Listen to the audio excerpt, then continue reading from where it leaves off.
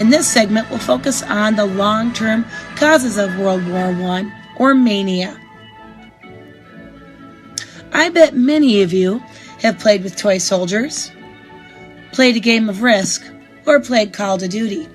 If you've done any of those things, you've been glorifying and thinking about some military power or ideals by playing different games. M. M is for militarism. Militarism is a policy of glorifying military power, ideas, and values. So much like you were doing that by playing any of those games, or you might know someone who has, there was a military tradition that ran pretty strong in many European countries. Let's give you one example.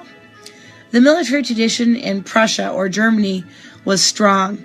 When Kaiser Wilhelm played with toy soldiers as a child, he was actually critiqued by military leaders, and he regularly practiced military maneuvers. In other words, his playtime revolved around that tradition of militarism.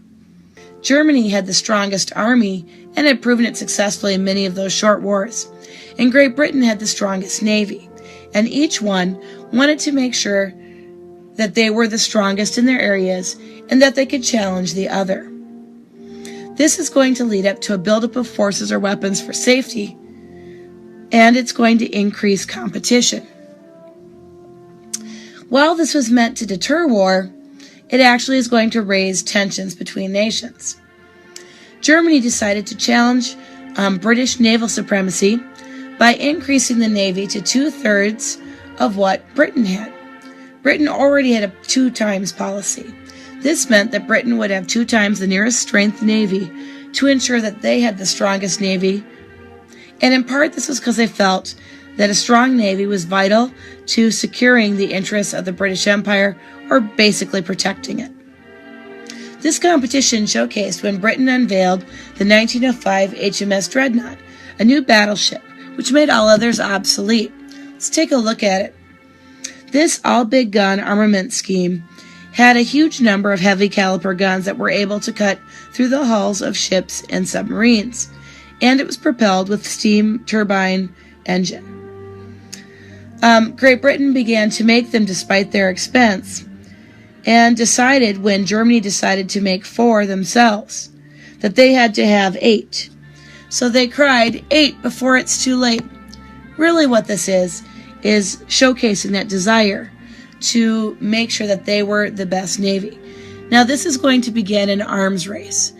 Remember, a weapon a lot of times is called an arm, so it's another name for it. So M stands for militarism. Everybody wants to have some friends.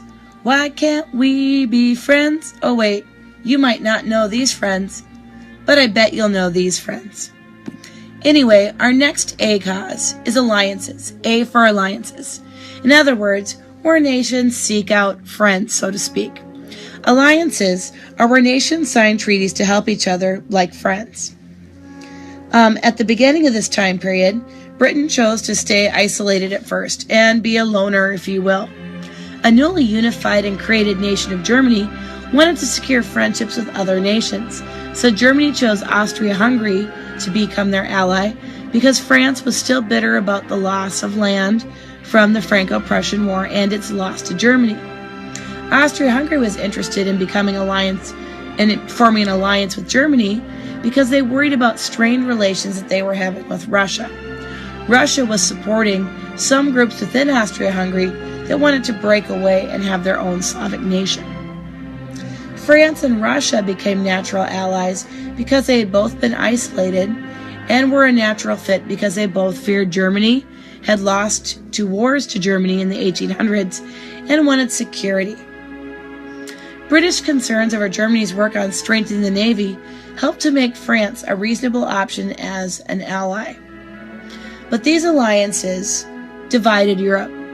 They also were secret at the time, which meant that no one knew how far all of the alliances went. This will become important later.